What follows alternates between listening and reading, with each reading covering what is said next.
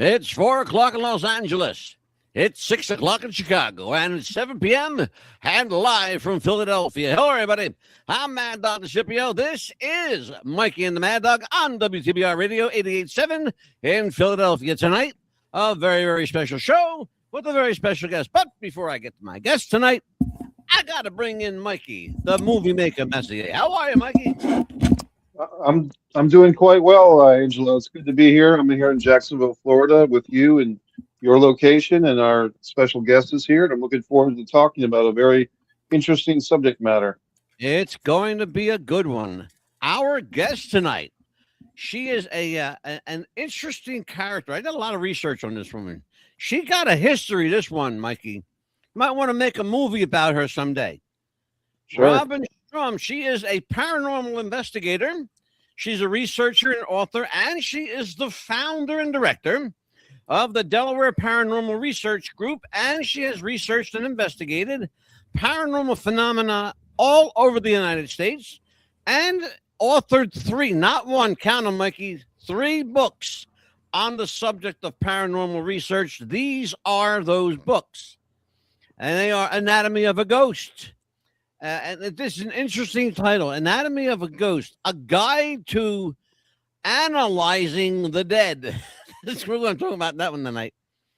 The Haunted Halls. This is an interesting. I know this one very well. I know this one intimately well. This is an interesting book that Robin wrote about one of the, probably what they consider the most haunted school in America. And her 3rd book is called On the Hunt for the Haunted. And before we go any further, ladies and gentlemen, would you please welcome our very special guest of the night, Robin Strom. How are you, Robin? Good. Dealing with my technical issues, but otherwise we deal with that stuff all the time. Don't even worry. God, I'm sick of that technology. I know. We love it. You know, it's we have a love-hate relationship here with technology. I will tell you that for sure. Yeah. Robin, let me introduce you to my co-host, Mikey Messier. Mikey is Hi, Mikey. An actor, director, author, artist, and filmmaker. And he's kind of like a quadruple threat plus one. So, Mikey, what do you know about the? Let me ask you a question. We're going to get into this with Robin tonight because she's going to be here all night with us. Sure. Mikey, what do you know about the world of the paranormal? Do you understand the paranormal world at all?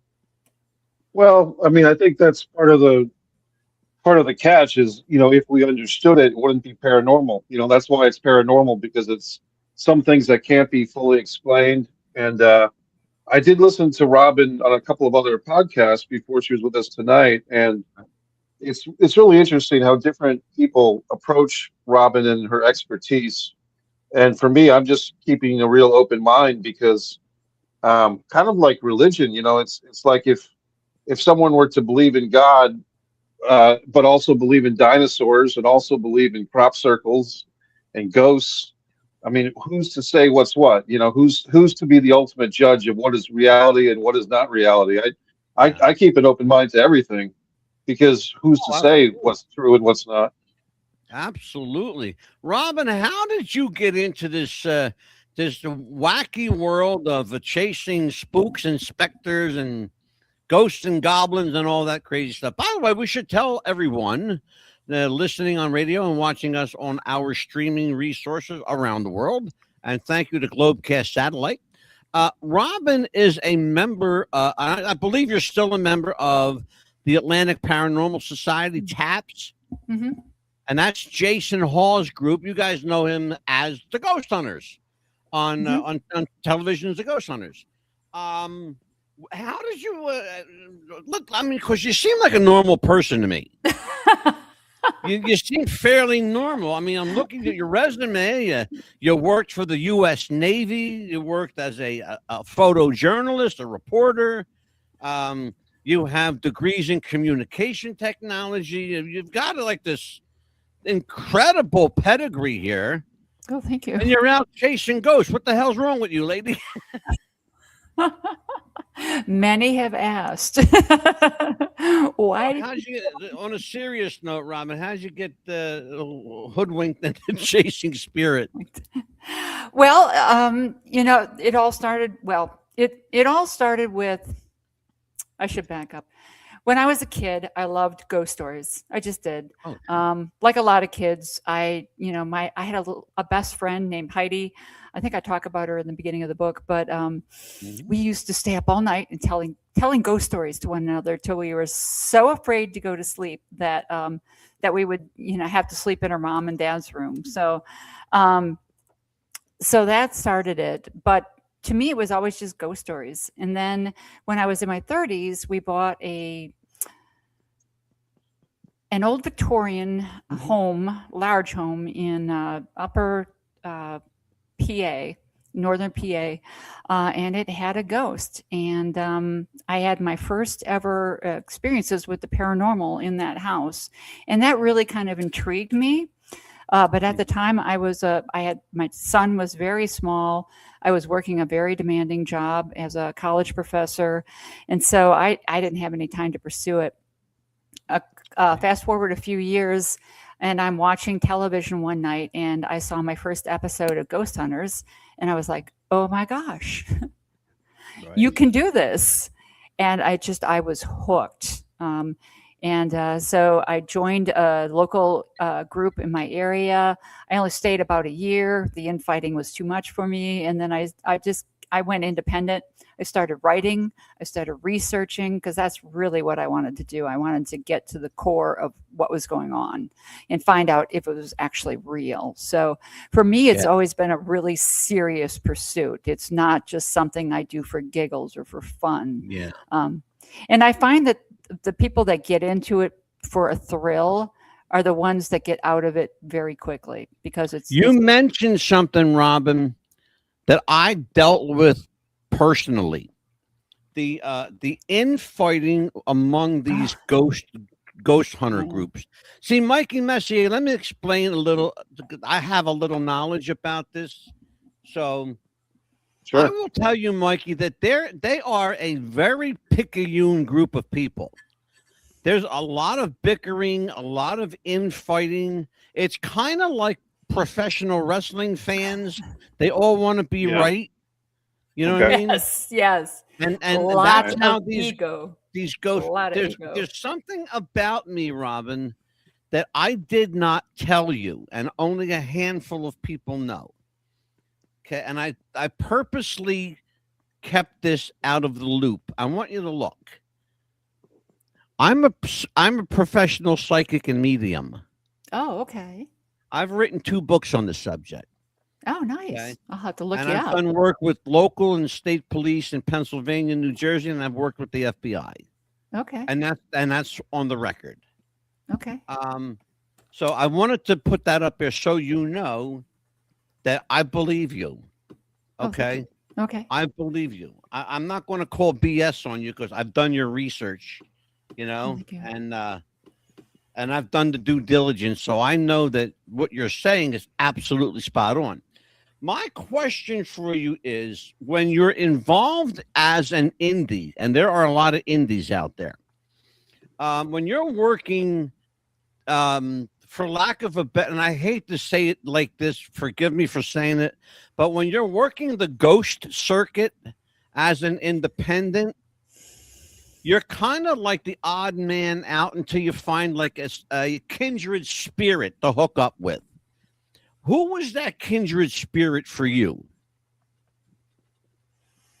I don't know if I ever found. I just kind of ended up doing my own thing, honestly. Okay. So yeah, as I said, I left the group that I had started with after about a year. I started on my own, basically. And then I realized that I couldn't just write about the paranormal. I also had to experience it. So I started my own group. I was the director of the group. So I set the parameters for the investigations. We were very careful about collecting good, uncontaminated material and reviewing it. I mean, it's extensive. Our investigation, we're not like television shows where you're going out every night and putting on, and streaming it to it can take us 6 months to do a big investigation from start to finish. Oh, easily. So, I've been involved with some of those, Robin, and I will tell you that what you see on television, ladies and gentlemen, and Mikey Messier, being a filmmaker, you know this, that what they see in an hour or an hour and a half may take 7 or 8 months to put together. That's like doing a movie, Right. I will tell you that my experience, fortunately for me, has been largely positive. Again, because you and I both have a pedigree and we have a credibility factor. But we had, and I'm going to bring Leon Barfield up here. Leon was one. This is our friend Leon Barfield. He's one of our regulars here. He comes in a lot. He says, "Oh yes, Mad Dog, you have had battles with paranormal groups, and I have on the air. I did an entire week of paranormal researchers. Out of the 5 groups I had Monday through Friday, I kicked 4 of them off the show. I called bullshit on them because they were completely and utterly clueless as to what I don't even like the word hunting spirit. I prefer, communicating with spirit, embracing spirit, whatever term you want to use. I don't like the term hunt when we talk about spirit. I just don't like it, Mm-hmm. And so, but that's just me. The problem that I'm sure you and other paranormal researchers run into on a constant basis is once you have your findings as an independent, where do you take your findings to, Robin? I take them to the homeowner or the property person that, that hired me. I have a YouTube channel, but again, I don't post to the YouTube channel all that often because it takes us so long to do the investigation, find the evidence, and then produce the video. But I do have a YouTube channel. I think it's had quite a few views now. So that's where I take it. I blog. I write articles, a lot of articles, and I've written 2 books about our investigations. So my second book, which was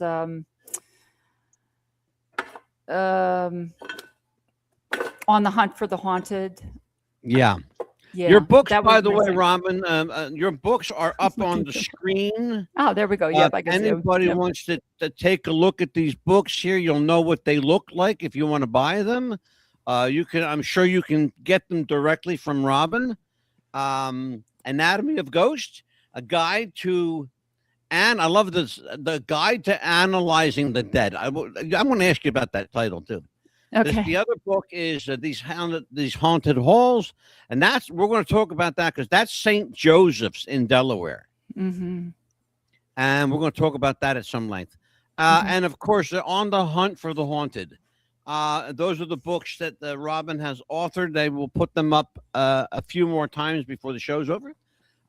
Mikey, questions for Robin? I'm sure you've got your mind is swimming with questions because I know how you think. Well, Robin, I listened to a couple of podcast interviews that you did, and depending on who's interviewing you, you kind of can be put in a defensive situation or just a free-flowing situation. And I'd rather have you be in a free-flowing situation. There was an interviewer from Canada who I thought was kind of rude to you, which is unfortunate because Canadian people are known for their politeness and their endearing nature for the most part, but not the guy that interviewed you recently. But that being said, what do you find is the greatest cynicism, or how do you counter when people are dismissive or they're rude or they're cynical on what you're doing here? I mean, how do you approach that? Does that hurt your feelings, or do you just kind of, chalk that up to that's part of the field that you're in? Yeah. It came to me a long time ago that, I'm not really talking to skeptics. I'm not talking to the true skeptic, because the true skeptic, the materialist, I only believe the science, no matter what I present to them, they're never going to believe me. I can present them with the most unbelievable evidence, and they'll come up with some ridiculous reason as to why this could not possibly be. Oh boy. Honestly, I'm not talking to the true believers either, because I could present them with, I could slam the door off camera and they're going to believe that it's a ghost. I saw it on television. The door slammed on its own. Yeah. And the wind caught it, so they're, the ones that love the TV shows. And I have told them, for years now, that's entertainment. That is not evidence. That is entertainment. That's sheer fun, and that's all it is. It's not real. I am looking towards the people in the middle that are on the fence. Those are the people that I'm really interested in connecting with. How do you sway that? How do you sway that fence sitter? That's got to be the toughest job for any paranormal researcher, especially when somebody is like walking that tightrope of believing and calling BS on it. Mm-hmm. How do you do that? I present them with what I found. I explain the situation. I said, I'll say something like, we were alone in the building. There was only two of us in the room, and this happened. Or you know what I really love? Empty rooms. I love empty rooms, because I'll put an audio recorder or a video recorder in an empty room, leave it for 2 or 3 hours, come back. And now if I have something on it, it's really something. It can't possibly be contamination, because it's an empty room, and the doors are closed and the windows are closed and there's no one there. So you explain to me how this. I had one instance, for example, empty hallway. You distinctly hear the voice of a tenor, a beautiful tenor voice, just belting out in song in an empty hallway. It was like, I heard it, I almost dropped my teeth. So, I present that to the people that are on the fence. I like to hear from the people that are on the fence, tell me why this couldn't possibly be. Yeah. And then we can debate it. You know why? Because they keep my mind working. Oh, well, I didn't think of that. I want to pull you back a couple of feet here. That's an interesting statement, that you want them to keep your mind working.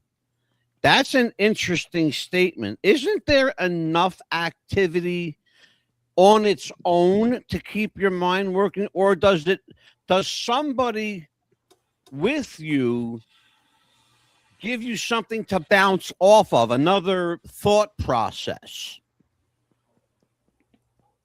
Well, very often I have one investigator in particular. I love the way her brain works, because she's very scientific. So, for example, we went on an investigation and she looked it up ahead of time. I didn't think to look it up, because my brain doesn't think like that. But we were having a solar flare storm of high intensity that night. And we were getting crazy EMF, probably due to the solar storm.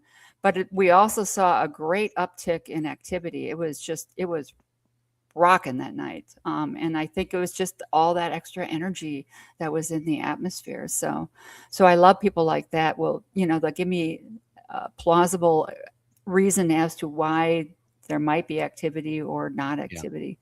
But to get back to the point about the fence sitter. So I was in a building. This is a perfect example. So I was a trainer in a building. The building itself had been an old nursing home, but it was, aside from myself, I was working alone in the training center. When I wasn't actively teaching, I was completely alone in the building. So no one else had moved into the building yet. So on the wall in my training center was a smart board. And I started to notice, there were some strange things that went in that building, but I started to notice that sometimes I would come in the morning and the smart board had been turned on. Yeah. And I thought, oh, that's strange. But then again, you're using a remote with radio frequencies, so it Sure. could possibly be that someone with a remote had been in the area and it had triggered the smart board. But then I would come in and the smart board would have little scribbles on it. And I'm like, well, that's weird. It's like someone's scribbling on the smart board. Mhm. And so there were a couple of construction guys that came in one day and I said, that smart board's weird. I come in and there's scribbles on the smart board. He said, well, if the smart board is up for a long time, the static electricity in the room would probably cause the smart board to have, develop little scribbles. I'm like, Yeah. oh, that's interesting. See, this is what I mean by making my mind work. So I'm Okay. like, I'm open to this possibility because I don't want to declare something paranormal if there's a rational scientific explanation for it. Then I came in one day and the smart board was on and what looked like a schematic had been drawn on the smart board. It looked like a blueprint of something. And there Yeah. were boxes all over and what looked like a little street. And it was just bizarre. And I said, okay, I've listened to the fence sitters. Yeah. I've tried to explain everything away, but unless someone broke into an empty Yeah. building in the middle of the night, there is no way to explain this. So, Robin, when I do an investigation, I have only my energy and my spirit as my tools. yeah. I don't use any mechanical Equipment. tools. Right. So let's talk about the equipment that you have to use. And let me ask you this as a caveat. Are there times when you're using professional ghost hunting equipment that you put it down and just listen to your gut and listen to your spirit instead? And when you do, if you do, what's the result? Well, I've never considered myself sensitive. Well, can I say So- this? I believe that you actually are, and I'm going to tell you I've been why I told that. believe. I believe that you are, and I'll tell you why I believe that. I have a firm belief, and Mikey Messier, this is something you might want to listen to. I have a firm belief that we don't choose what we do; it chooses us. I believe that Mikey Messier was a filmmaker before he ever picked up a camera. I believe he was an artist before he ever picked up a brush. I believe that you are a spirit chaser before you ever heard of the ghost hunters. Hmm. It chooses us. I was a psychic the day I was born because that's just the way God wanted it. And yes, you can be a Christian, and yes, you can believe in God and be a psychic or a sensitive or a seer. I've had men on this show. Kenneth Schopel is the foremost expert in the world on psychic Christianity. So it's Interesting topic. absolutely a real thing. Yeah, I'll introduce you to him if you're interested. Yeah, sometime. definitely. So there is this equipment that I have that I don't need the external stuff. So for the benefit of people out there who want to know like what you use to hunt down a spirit, tell them what you use.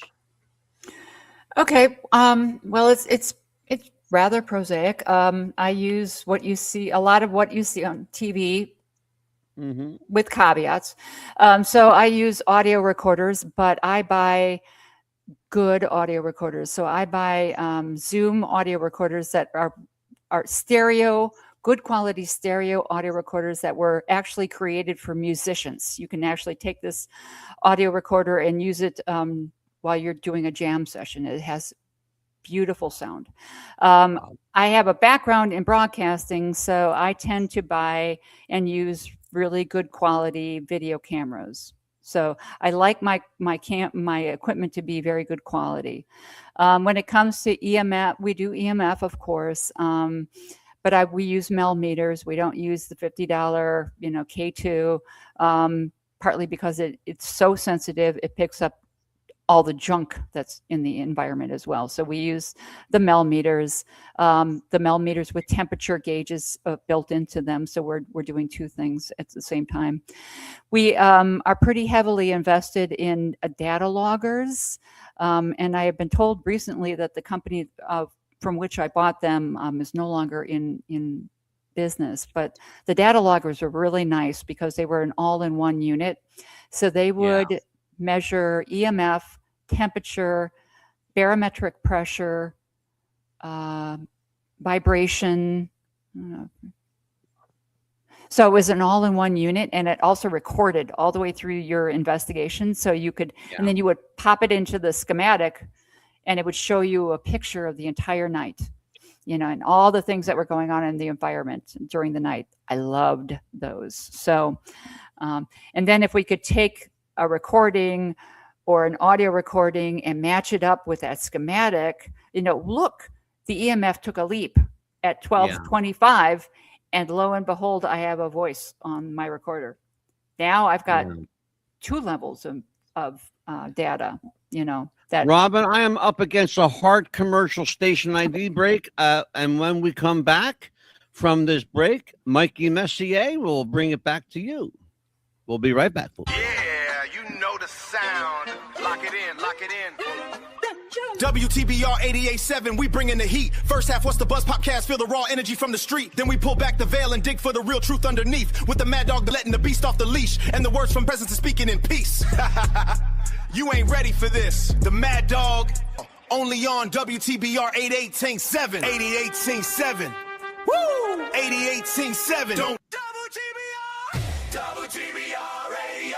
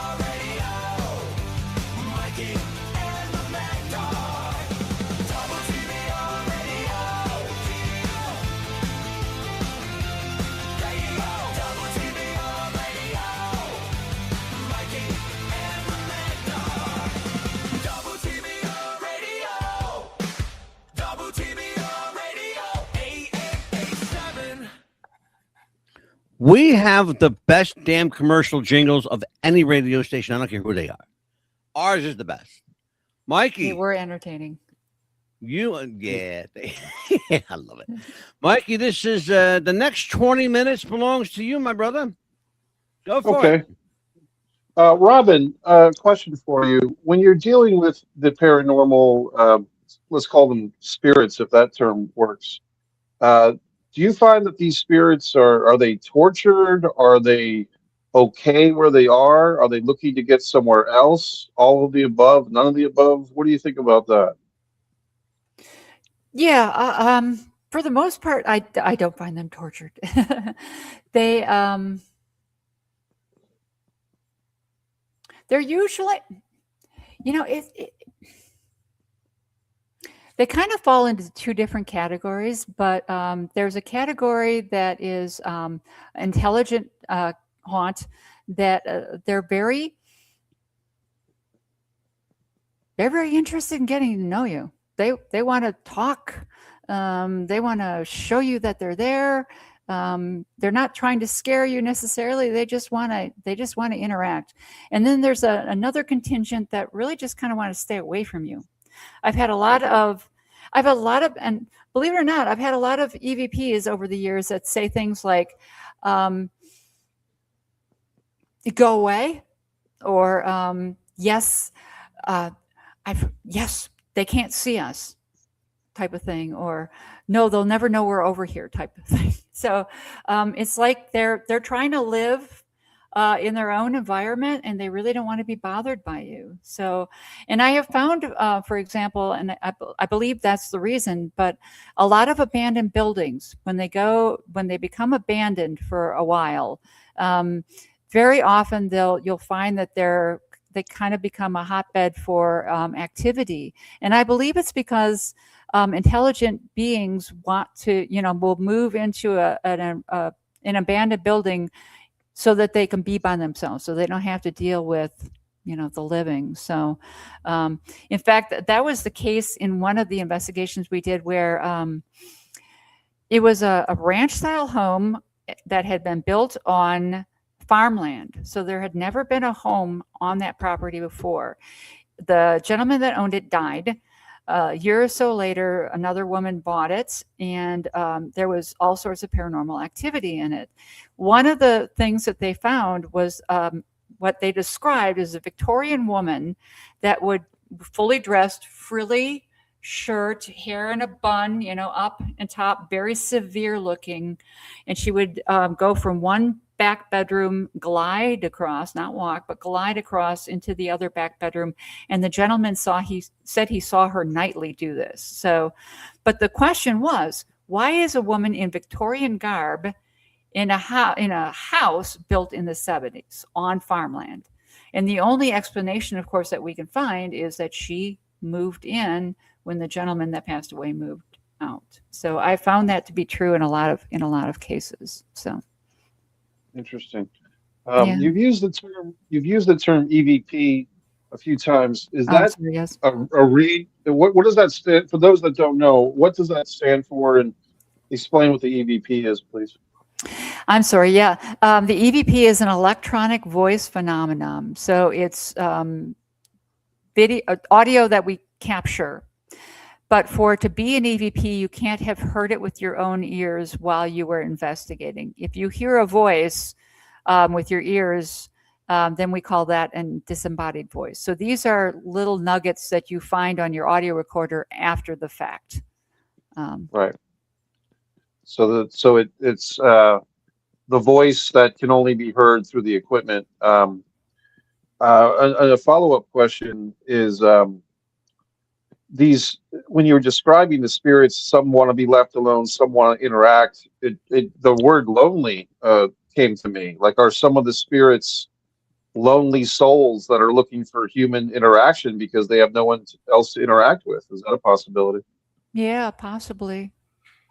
It would be lonely, certainly, to be all alone. Can I interject something on that front? Because Absolutely. I'm glad that Mikey asked that question, because when you were giving your previous answer, talking about an empty room, Mm-hmm. I prefer empty places because it's been my experience, and Robin, you probably experienced it as well. When you have items in a room, and you can't help it, the existence of ambient noises bouncing off of objects can often be mistaken for, quote, paranormal. So you know what I'm talking about. Okay. Mm-hmm, mm-hmm. I had, and Mikey, this is a true story. I had an experience where I was with a ghost crew, a reputable ghost crew, in Pennsylvania. In fact, I'll tell you what it was. It was Philadelphia Paranormal. So there you go. It's already out there now.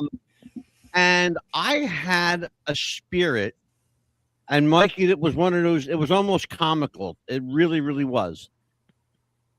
It was this guy just didn't want to shut up. I had the most talkative spirit. I was there, I'm not even making a word, like an hour and a half.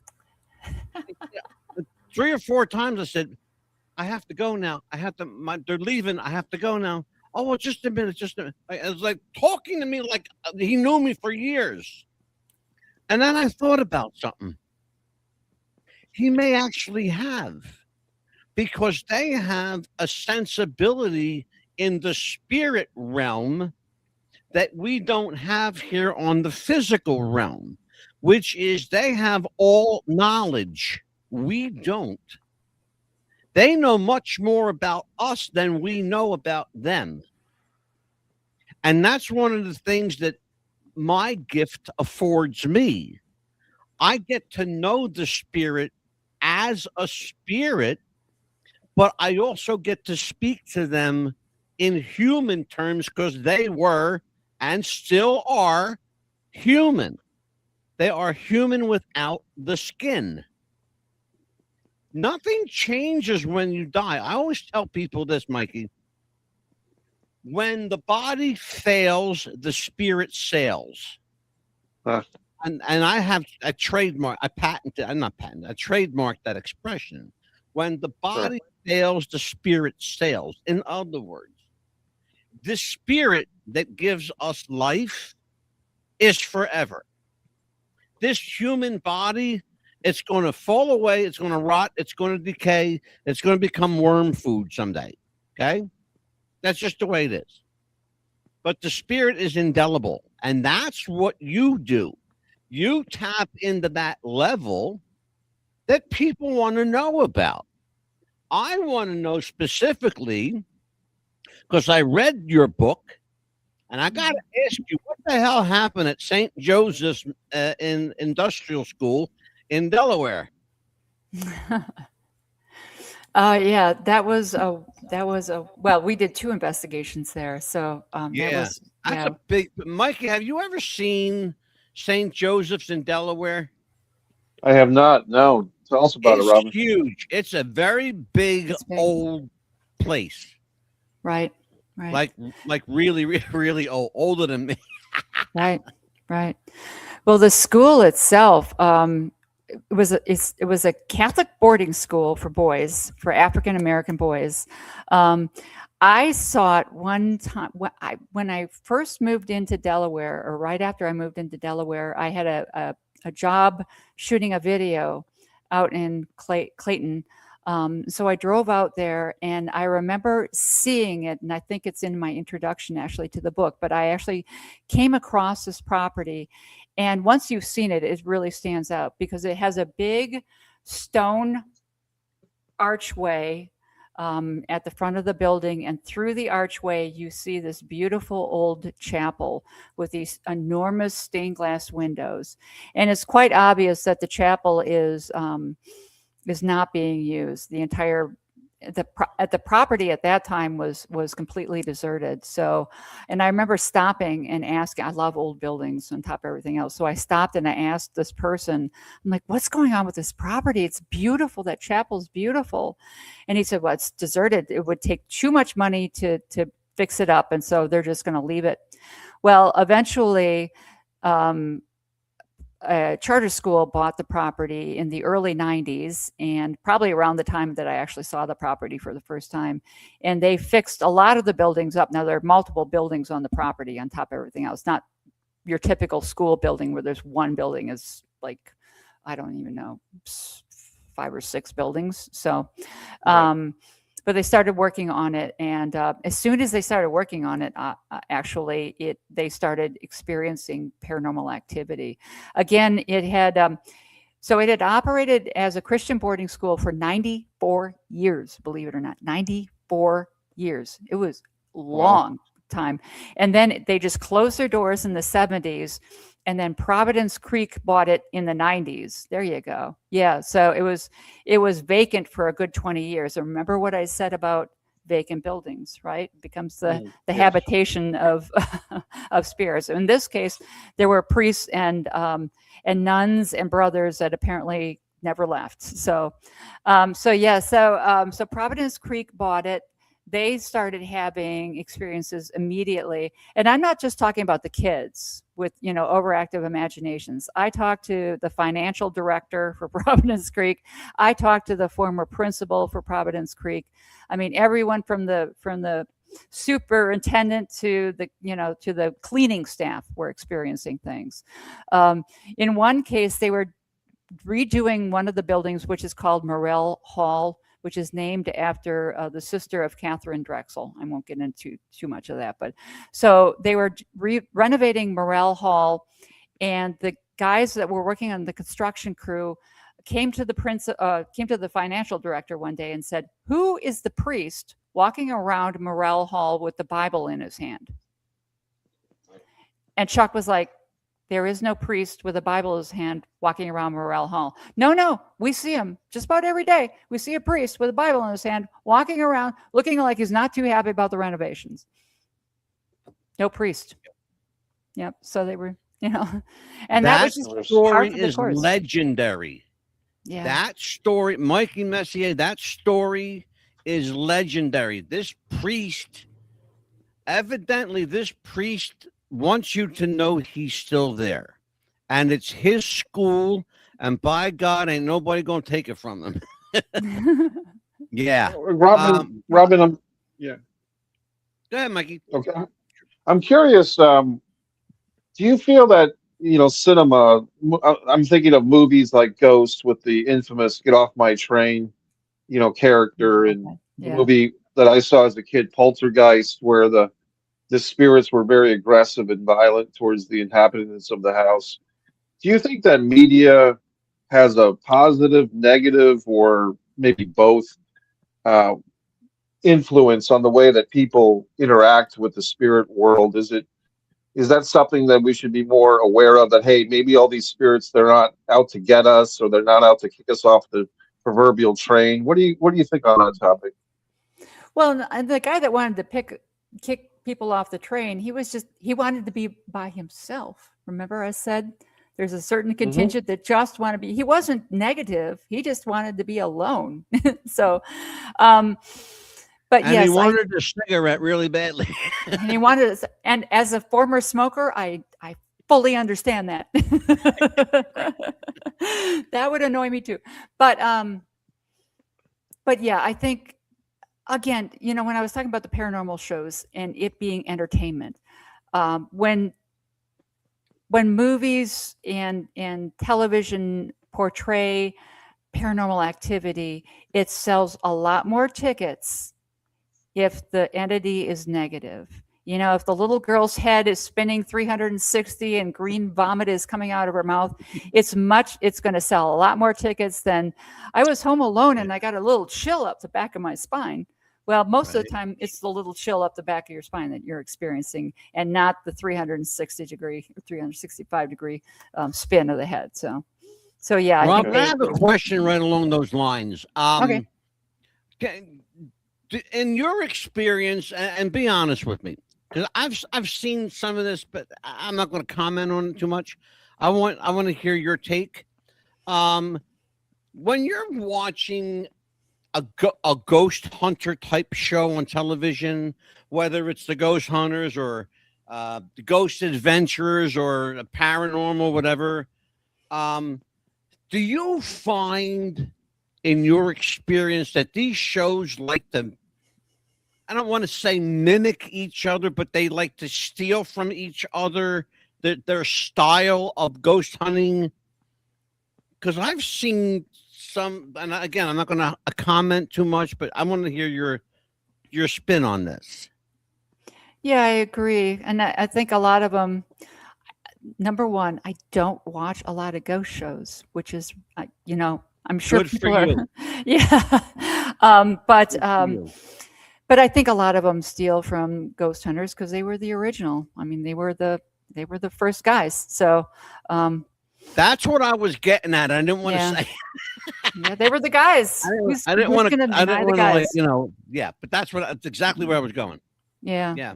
So I would have to agree with Angela's point earlier. The term ghost hunter, I mean, if you're looking for a ghost, how can you kill something that's already dead? You know what I mean? And I don't think the point of the shows, and I'm not a huge fan either, but I don't think the point of the shows is to hunt or persecute the ghosts. It is to interact. Like, it's almost like a ghost whisperer or ghost discoverer. Nice. And yeah. you're kind of at the mercy of the ghost or the spirit. You're at their mercy if they want to interact with you. Mm-hmm. It's almost like the hunter, so to speak, is presenting themselves as an offering. Please interact with me, and it's really the ghost's prerogative whether or not to interact. But Robin, you did an interview where you're talking about, I want to get, was the word Kon, K-O-N? It was like an Egyptian word that you said that someone, Ka, yeah. And then this was really fascinating to me because I'm just going to present my limited understanding of what you said, and then I want you to correct and clarify because it was pretty interesting stuff. Basically, that some level of the spirit remains after the person is buried, that part of their spirit goes to one element, one realm, and then part remains with the body, and that maybe what the regular human being is experiencing with the interaction is like some of the transmissions from one of those realms. But please correct me because I'm sure I'm botching that. But please explain to us that whole phenomenon or that theory. It's very interesting. Yeah, and by the way, the Egyptians were not the only ones to have this, but the Egyptians had different levels of humanity. That's the right word. But at the lower level was the Ka. And so when you died, or when a person died, rather, the higher levels of their existence went on to the higher planes.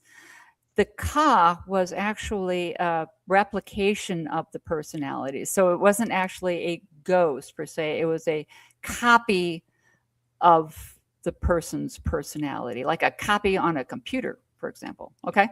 Like So facsimile, yeah. like a fact, exactly. So, and the Ka being a lower level replication of the personality, it kind of took on the lower behaviors of the person. So they said that the Ka would eat mud and drink out of dirty puddles, and that you had to, it would get anxious, and so you had to give it offerings, and you had to kind of try to keep it in the temple where the body was buried. Otherwise, it would wander around. So kind of like your ghost, right? Right.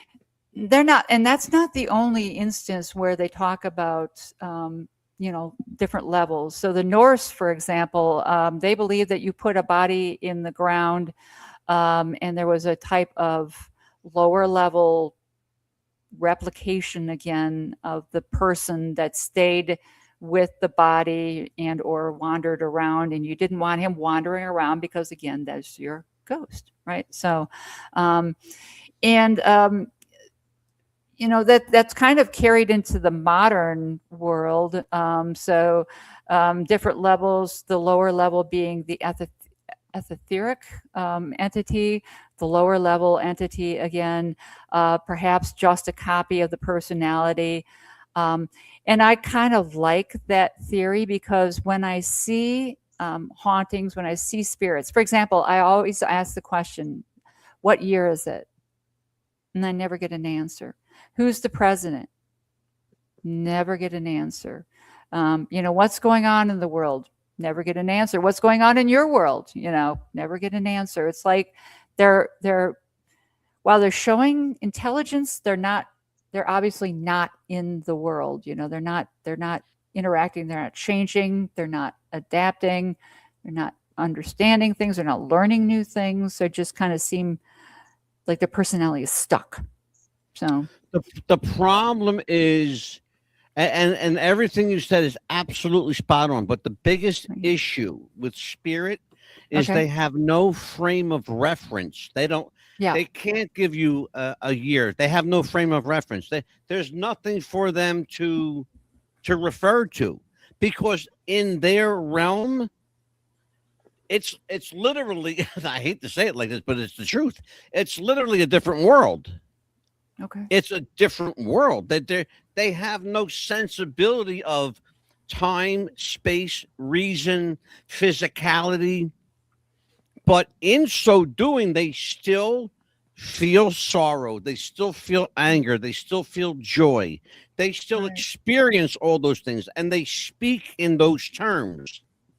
And as I said previously, and I've written 2 books about this, Psychic Fingerprints, A Life's Manifesto, and Stay Tuned, and you're going to love this one, Mikey.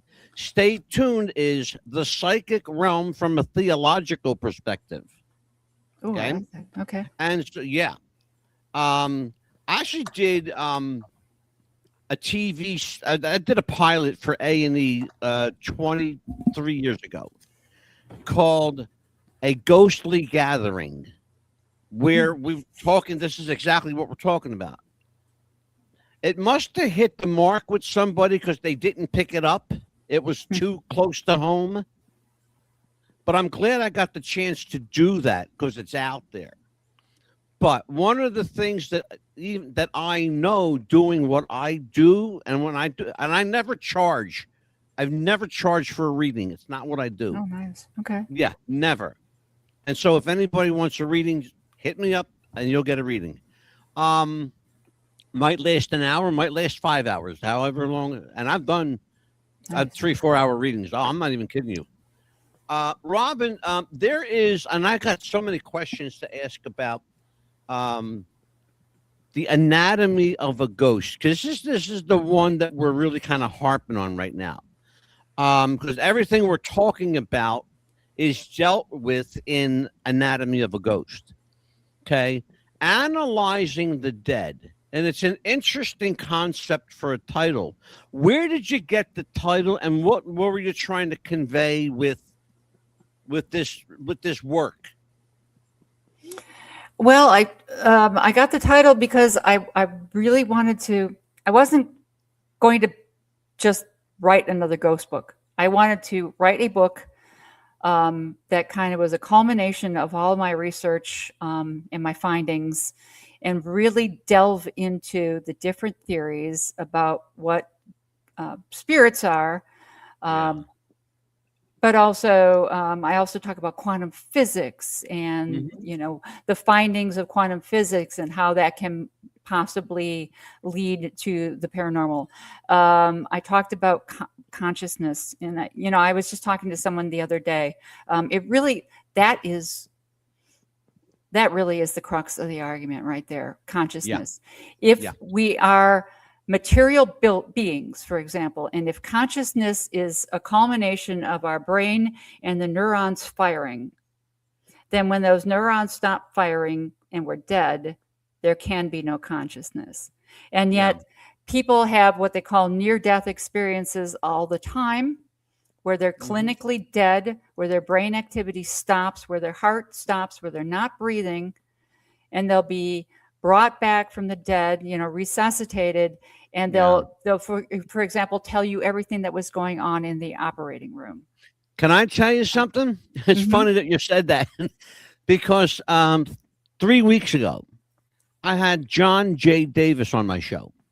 John Davis died for 7 minutes. Ooh. And came back to tell a 3-hour story about what happened in that 7 minutes.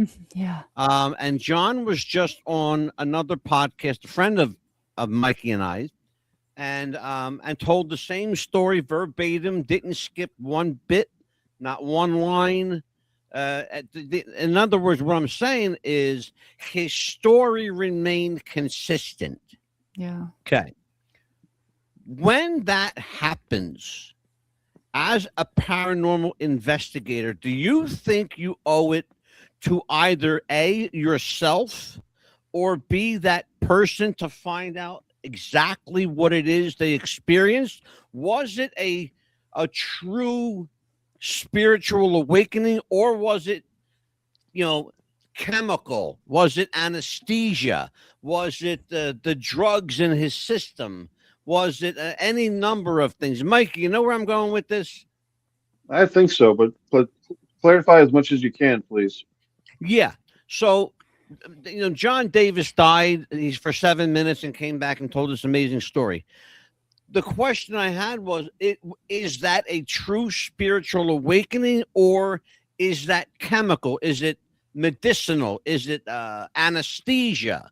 Is it drugs, operating through his body? But how do we reconcile that, Mikey? Well, I think Robin could probably answer that one. She knows a lot more than I do. Yeah, well, just getting away from the spiritual awakening portion of the argument. There's one famous case where the gentleman died. Let me back up. He before he went into surgery, something happened where he took his dentures out and he put them in a cup. Oh, And then, I yeah, know the story. Go ahead. Yeah, right. tell that And then story. I know this one. he passes away. The nurse who was in the emergency room, I don't remember the details anymore. But anyway, there was a nurse that took the cup of dentures and moved it. When he came to, he looked at the nurse and he said, "Where are my dentures?" And she said, or whatever nurse was in the building at the time. And she said, "I have no idea." And he said, "Well, I saw her take them and put them there." And he explained exactly where who had taken them and where they had put them. There was another case where the person passed away. And by the way, one of the first things that happens in an NDE is you leave your body, boom, and then you usually almost always describe the room from the ceiling downwards. So it's like you float up to the ceiling and you're looking down. Well, the person in this NDE floated up to the roof of the hospital. And on the roof of the hospital was a pair of shoes or only one shoe. Again, I don't remember exact details. But when they came to, they described, "Hey, I was having this, weird experience and I saw a pair, let me just say 2 shoes. I saw 2 red shoes on the roof. Why are there 2 red shoes on the roof?" And someone went up to the roof and sure enough, there were 2 red shoes. And there was another experience where the person passed away. They came to and they said, "There's a sticky note on top of the light right up there." Yeah. And they got up on the light and sure enough, there was a sticky note stuck to the top of the light. It got to the point actually where I had heard that emergency rooms were putting sticky notes or little messages on top of things to see. So if someone was revived and came to and they could describe those sticky notes, or those messages, then they knew that they had an actual experience. So you can't refute that they, at some point or another, they seem to have been out of their body because they're describing things they can't possibly have known. Now, did they actually take a spiritual journey or is it chemicals? I don't know.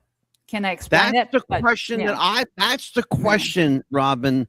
That's the question I want the answer to because I don't know. And here's the frustrating thing about what I do, Mikey and Robin. I can tell you about your loved one. I can tell you what happened, when it happened, why it happened. I can tell you, I can communicate that. And I can do that psychically and spiritually. But I can't know for myself, because when I pull in spirit, you're out of control. You have no control over it. Spirit speaks through you, just like spirit tells you when you're in a building, go, Robin, walk this way, go this way, follow that hallway. Instinctively in your mind and in your gut where you want to go.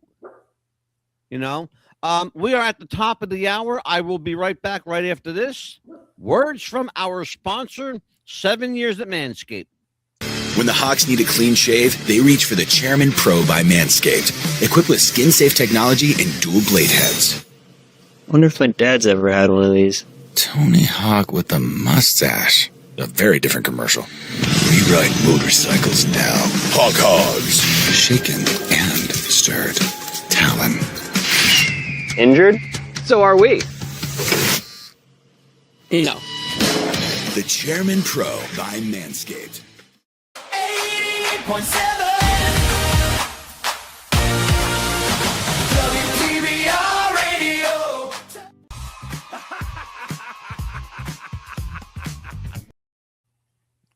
It's a hell of a way to make a living, ain't it? Anyway, we are back with Robin Strom. She is the founder of Delaware Paranormal Research Group and a member of TAPS, the Ghost Hunters, TV's Ghost Hunters. Robin, when was the last time you worked with those guys? I don't technically work with them. What we have is a TAPS network. So we have a TAPS network of family network. So, and we. How does that work? You have to apply and you go through an interview process and get vetted fully, and then if you pass muster, then they let you in. So there you go. Yeah, it was quite an honor. Beautiful. Mikey, final questions for Robin, and because I mean, I could keep this woman here all night, but you know, we only have so much time in the day. Robin, have you ever felt physically, emotionally, or psychologically endangered by your experiences with the paranormal? Has anything ever been a threat to you, you think? Possibly.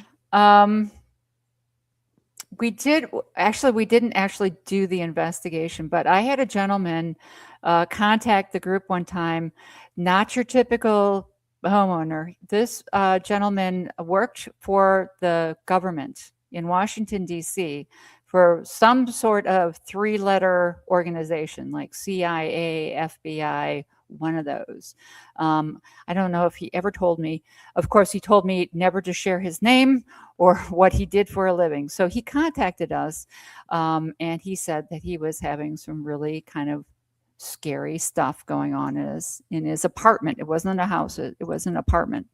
And in fact, he caught some really interesting stuff on his surveillance camera that he had set up in the apartment where he was gone, because he was living in Delaware, but he was working in Washington, D.C., and so he was gone a lot. And while he was gone, the bathroom door to his apartment just slammed shut one day.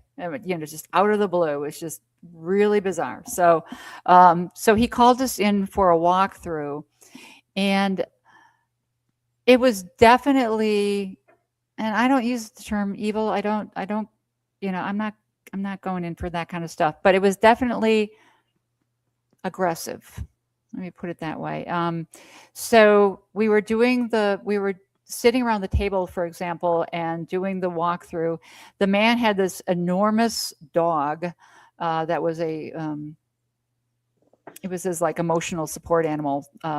So, and the dog, as we were standing there were 2 dogs actually. The enormous dog just got this look on it, and this dog is not the type of dog to be afraid of anything, right? And it just started like moving around like it was really uncomfortable. And then it seemed to move to the little dog, and all of a sudden the little dog was acting all sorts of spooked. And we're sitting there, it's bright daylight out, right? And then I'm sitting at the table, and we're recording the session, and I just got this terrible cold hair in the back of my neck standing straight up feeling. And that's normally how I experience things, but this just came and it lasted. And I'm trying to have a conversation, and it's just like something cold is just pressing down on my back, like it's laying on me. And I'm trying to act normal, and I don't like to tell the homeowners what I'm experiencing because I don't want to taint them with things. But Absolutely. yeah, but finally I stopped, and I shocked my co-director, because again, I never do this. I stopped the conversation, and I just said to the room, I said, "Get off me and go away." And the feeling did go away. But when we left that walkthrough, I went home, and as soon as I got home, I started getting that impression, that pressure again, that coldness, and I was at my home. And this, by the way, happens a lot of poltergeist cases where the activity will seem to follow you home. And it certainly did for me. So I actually, I never do this. I had my husband, I brought some smudge sticks up from the basement, and I had him smudge me. I called my co-director at the time, and I said, "You're not going to believe what happened to me. I got home and I was still having that experience." She said, "Really?" Because I was too. All the way home on the drive, I felt like something was like pressing down on me. So we both had that experience. It was, and that was the first and only time that I had that kind of experience. But and then Wow. he all of a sudden he went Remarkable. dark. I never heard from the gentleman again. So I don't know what happened, or if he moved out, or something happened that freaked him out. But he never spoke to us again. So Well, that would do it. That'll yeah, do it. For sure. yeah, Whenever you're dealing with a malevolent spirit, and I don't like the word evil either, but I like Yeah. the word malevolent because it does the job. Let's put it that way. yeah, But whenever you're dealing with a malevolent spirit, the worst, and this is, I know because I lived it, the worst thing you could ever do is give into it, to go back and forth with it. The best thing to do to rid yourself of that negativity is to ignore it. Literally turn your back and walk away. mhm, They hate being ignored. mhm, They hate Mhm. being ignored. That's the way you win. You mhm. win, they lose. That's interesting. Yeah. Yeah. I love, because when you're in the paranormal, anything interesting is interesting. So they were talking about, oh God, what's her name? And I shouldn't have brought it up without remembering her name. But anyway, there was a famous psychologist, and she was dealing with schizophrenics. And she decided to take a different approach. You've probably heard this, right? But she decided to take a different approach with the schizophrenics because they never got well. Yeah. And so she decided that she was going to treating the schizophrenics, she was going to treat them as if the voices were real. Yep. Made all the difference. And the one thing she taught them how to ignore the voices, or how to laugh at the voices, or how to make the voices feel stupid.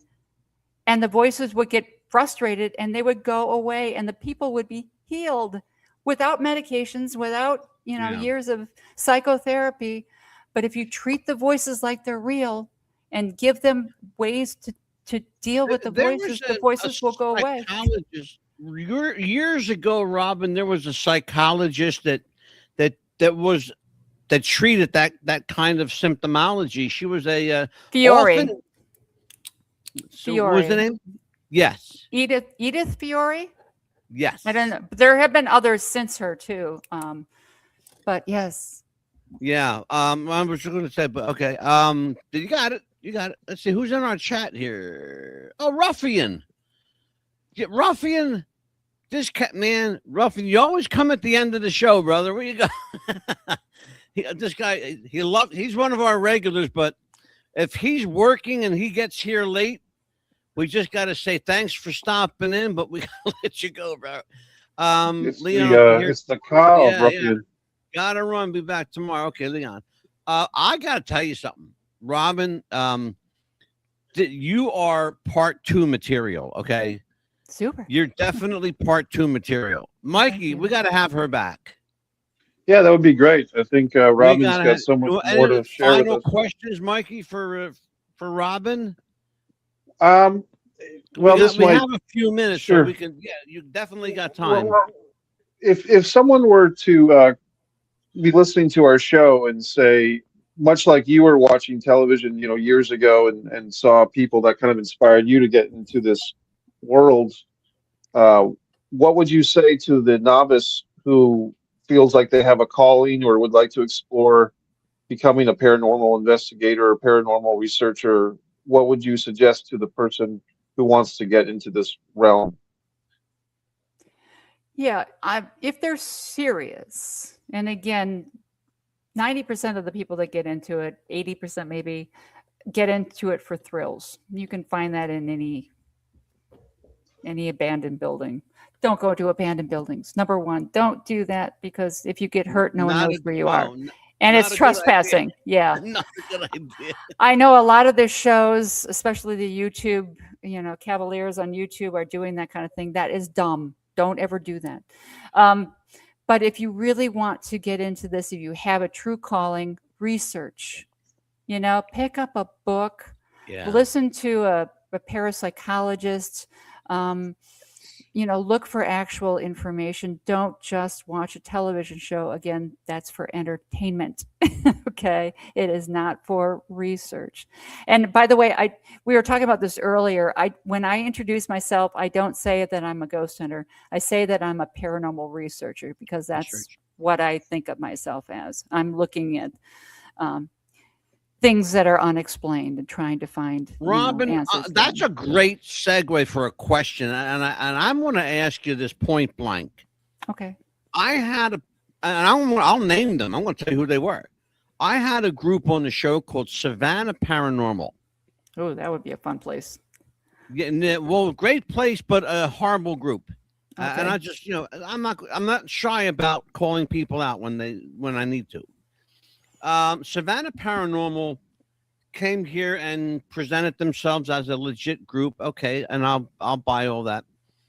They had all the equipment. Okay, so I'll buy all that too. But the problem I had, and I still have, is I asked a simple question that turned into a cluster. And I mean a cluster. I simply said to the guy, who taught you? And that became the Pandora's box, the Achilles heel, call it what you will. The moment I said to him, who taught you? I called into question his credibility. He was self-taught, he said. Self-taught. My question to you, if you're serious about being and I'll use the term ghost hunter, or a paranormal researcher, please tell people what they need to do, who they need to contact to do this the right way. Can they reach out to you? Sure. Okay. Absolutely. I was hoping for that answer, because what I'd like you to do is to put your info out there for people. Okay. Well, you can find us on our website at Delaware Paranormal Research Group.com, or DelawareParanormal.org. We have two. You can email me directly at DelawareParanormal at gmail.com. Yep. I have a blog on the website. You can read articles and contact me there if you are interested in the topics. Let's see. Yeah, Robin's she's not hard to get a hold of, folks. This woman is everywhere. Just go to your Google machine, as my friend Jim Cornette would say. Go to your Google machine and just log in DelawareParanormalGroup.com or .org. They are both there, and Robin's information is front and center. You'll be able to have her contact email, her contact number if you need it. Read the blogs. The books are for sale there. All of her books are available, and I'm going to show them one more time. And there you go. And I'm going to put this out there for everybody. I'm going to take this the Anatomy of a Ghost, a guide to analyzing the dead. That's the first one. These haunted halls, the most haunted school in America, St. Joseph's Industrial in Delaware, and On the Hunt for the Haunted. I haven't read that one. I'm looking at, you're going to have to send me a couple copies of them, Robin. Okay. Yeah, because I have to read them. Okay. So let me pull this out here. So I'll tell you what, and if you're ever interested, I'll put this out there for you. If you're ever interested and you're in the Pennsylvania, New Jersey, Delaware area, hit me up and I'll come out on a run with you. Oh, okay. Okay. Sounds like a plan. Unfortunately, I moved, so yeah, I'm not in Delaware anymore. Oklahoma now, or some place like that. I am in the middle of nowhere. Yeah. Yeah, she's out there somewhere. I said it was Indiana, Oklahoma, Idaho. I don't know where the hell she's at. It's Wisconsin. I know. No one in the world is from Wisconsin. So I know, except right? Me. Yeah, except me. How the hell did you end up there? I'll tell you what, Mikey, we got to have Robin back. She's a great guest. Yeah, so definitely love to talk more with her. We're definitely. I'm gonna call you in the next couple of days and set up part 2 with you. Okay, I sounds gotta do great. part 2. Oh my God. Mikey and I were just talking about this before we went on the air. We're going to do a couple of shows that are like open forum. You'd be Oh, fun. perfect for an open forum show. It's no script. No, we're not going to plug anything. We're just going to come on and talk spirit and ghost and all this other whatever questions pop up in our head. That's what we'll do. Okay. But I gotta let you go right now because my wife's gonna kick me up out of here if I don't shut this down sometime tonight. Well, listen, Robin, thank you so much. Great guest. Again, it's Delaware Paranormal Research Group. That's Robin Strom is the founder. And go to DelawareParanormal.com or .org. Find all her stuff there. Thank you so much for being with us. I appreciate you so kindly. A remarkable guest, and you got to come back again. Oh, thank you. Okay. All right. I'd love to be there. Yep. All right. Nice meeting you, Take Mikey. care. You got it. Nice meeting you, Robin. Bye-bye. All right. That was a going. Mikey, good show. Very interesting lady. Yeah. I told you, she got Very like a pedigree here. Here's Mikey Messier. Mikey. Still me. Selling his artwork. We are going to do, I want to promote this right now because we were talking about this tonight, and no time like the present, Mikey. Sure. Mike Messier is an actor. He is an author and artist.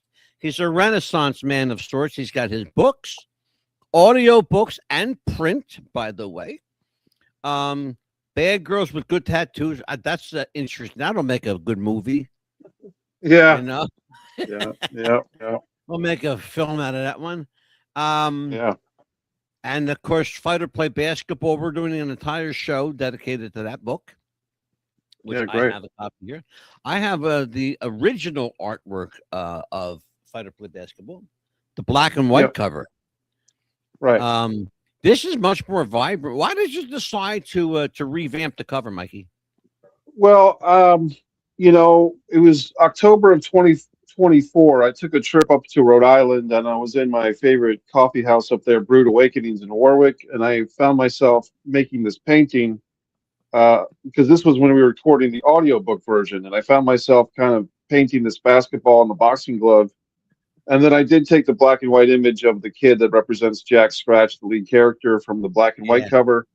And it was just really a thing, Angelo, where trying to focus in on the fact that it's a young adult story, that this is the character that's the young adult, the 18-year-old Jack Scratch, and trying to put him front and center. Of course, you have the version of the cover that has the 4 lead characters, and it's also an ensemble piece. And buddy, what I've learned with writing books is that the book has a life of its own, and everybody who reads it is going to bring their own history to their reading. And a book is very much a reader-based experience where the reader, their life experience is adding a lot to what they get out of the book. You know what I mean? So some people might see this as an ensemble story. Some people might see it as mostly focused on Jack. Some might even see it focused on the mom or the boxers. And it's any interpretation is welcome, Beautiful. Speaking of books, mine are still available in case you want them. Nice. There you go. Nice. You want to reach me at, you can reach me to, if you want the book or you want a coffee mug or a t-shirt, reach me at WTBRradio.podbean.com or What's the Buzz Podcast at gmail.com. And I'll hook you up with a book or a t-shirt or whatever the hell you want. Let's see. Mikey's back. And Mikey, really good show tonight. And I'm very proud. I have to tell you something, Mikey, and I have to say this. I'm very proud of myself tonight because my wife didn't think I could go the whole night without interrupting people, but I did pretty damn good tonight. You did pretty good. I mean, yeah. Well, I thought, you know what I would do? Here's how I'm going to keep from interrupting people. I'll just pull myself off camera. That's what I did earlier. I pulled myself off camera and let you and Robin have that conversation. Yeah, good. Beautiful. This is great. Oh, by the way, I gotta tell you, we have, and I'm gonna go. Let me get it here because there's a picture. Oh, I gotta get it. There is a picture here. I'm gonna pull this up because this is our next T-shirt. I had a T-shirt made, and it came out so well that I'm gonna have more made. And All right. I want to pull this up. I want to make sure that I have your approval on it because this is what it's going to look like. Here you go. Here it is. That's what it's going to look Yeah, like. that's a nice one. That's a nice one. I Yeah. like that one. Cool. Yeah, that's Yeah, cool. it's That's nice. The other one looks exactly like that, except there's no Mikey in it. It was just me. This was pre-MM. So Sure. this was Yeah, I got it. This was after A and pre-MM. That's So funny. there you go. Yeah, good one. Yeah, it's good stuff. Tomorrow night, Mikey, we have a really interesting show. Something Yes. that you and I, some wrestling stuff that you and I want to talk about. We are doing a show that's been kind of, and I wish I could say that I was the originator of this. I wasn't.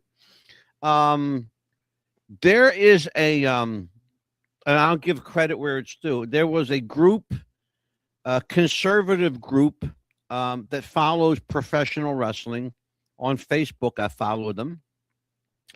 And somebody in the group brought up the subject matter of, boy, it's getting awful dark themed in wrestling. There's a lot of like cryptic symbolism, a lot of the logos and designs on trunks and wrestling gear is getting kind of like occult looking. Right. I'm going to show you, and I'm going to pull this up right now so you'll kind of get an idea what I'm talking about. Let me pull this little video up. We're going to see this video tomorrow night in its entirety, but this is kind of an idea of what I'm talking about.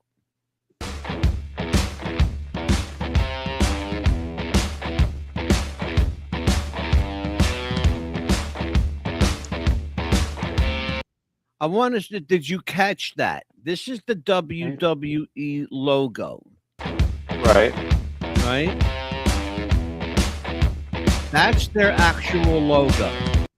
That, what you're looking at there, the inverted logo, is actually from the Egyptian Book of the Dead. It's the Oracle of Moloch. Okay. Moloch is the owl that they worship at the Bohemian Grove in California, in Monte Cristo, California. That's Moloch. It's a giant owl. And this is if you look at it, you can see it kind of because it's got the ears of the owl. Okay, sure. Yeah. Here you go.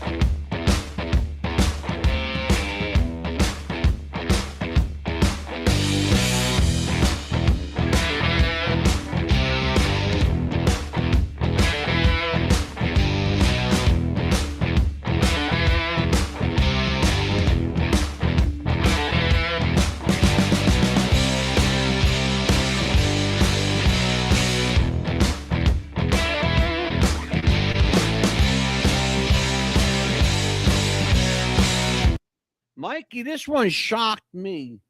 This is MJF going full balls to the walls Antichrist over here.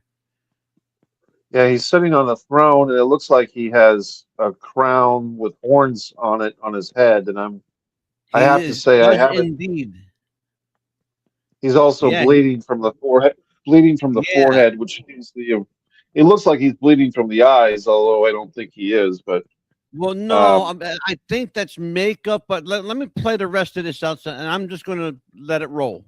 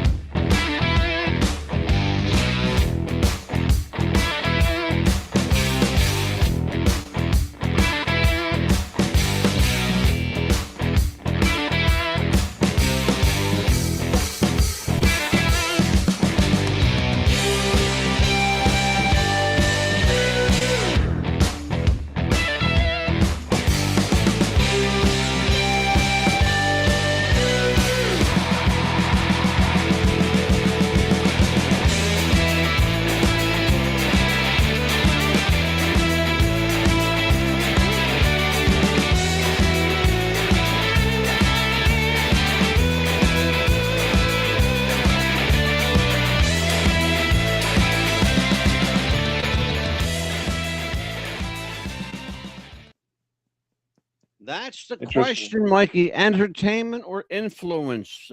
Fine line between, oh, as you and I both know, Mikey, it's a fine line between a work and a shoot.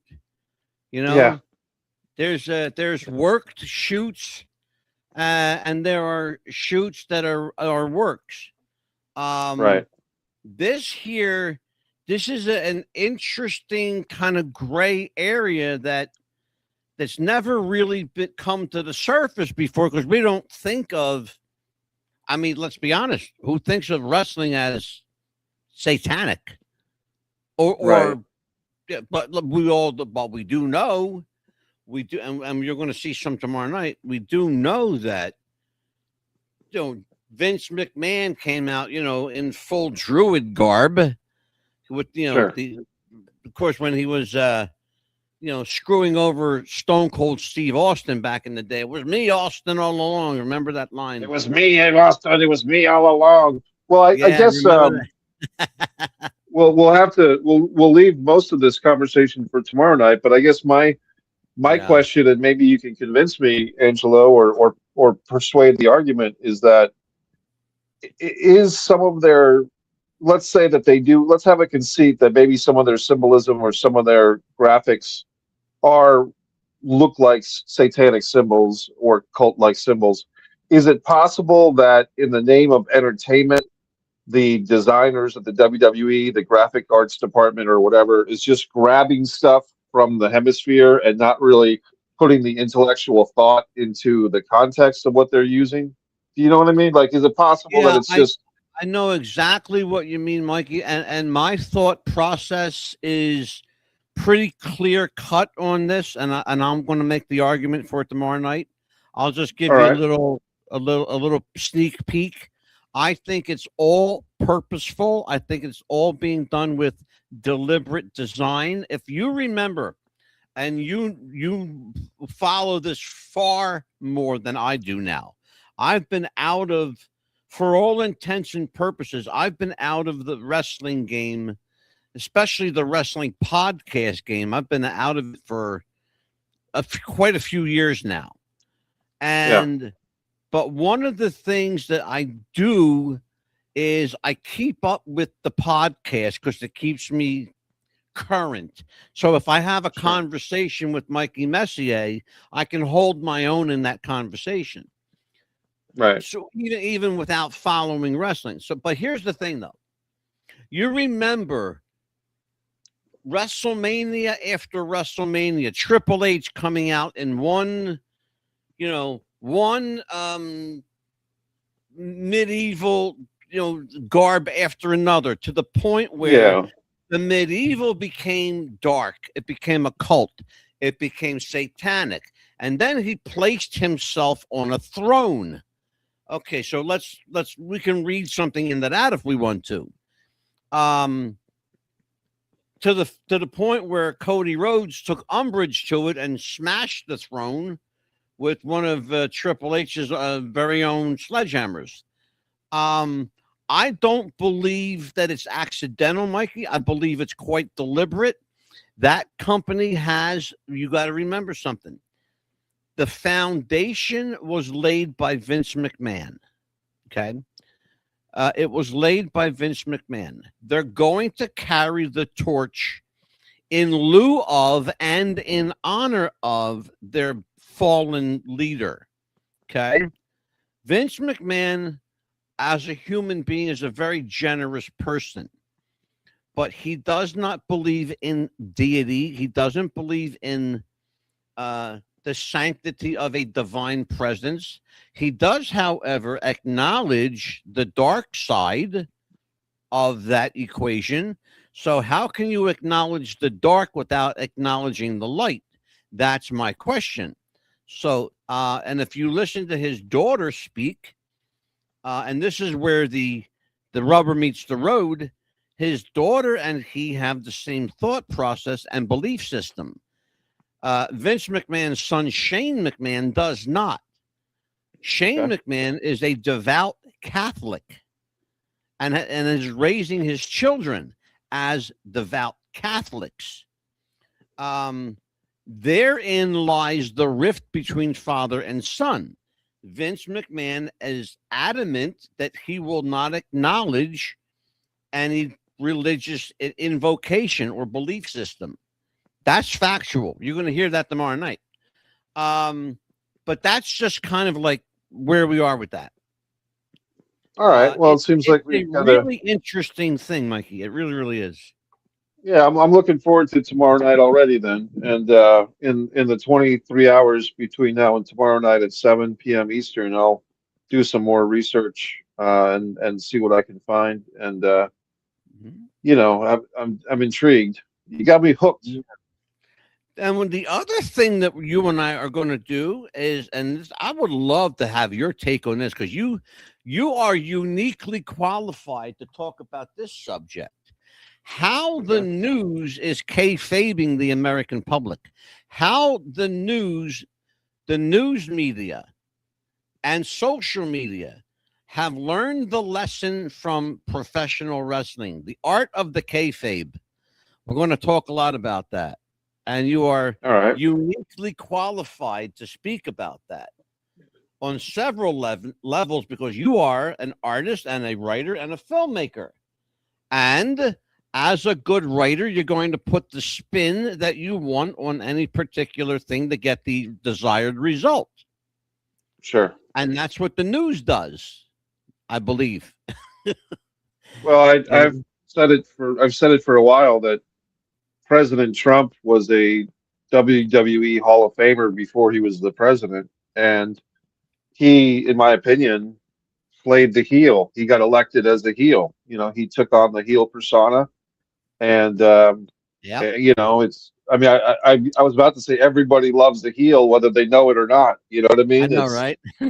it's if you provoke enough people, as long as they're spelling your name right, and his name in particular is not that hard to spell, then you know you get that publicity. And if people are talking about you, good or bad, they're probably more likely to vote for you than the person that they're not talking about at all. You know. He learned well from his friend Vince McMahon, who learned well from his I'll say mentor, and I'll call him a mentor, is P.T. Barnum, the great circus man, the great promoter. There's no such thing as bad publicity, Barnum said, as long as they spell your name right, as you alluded to a moment ago.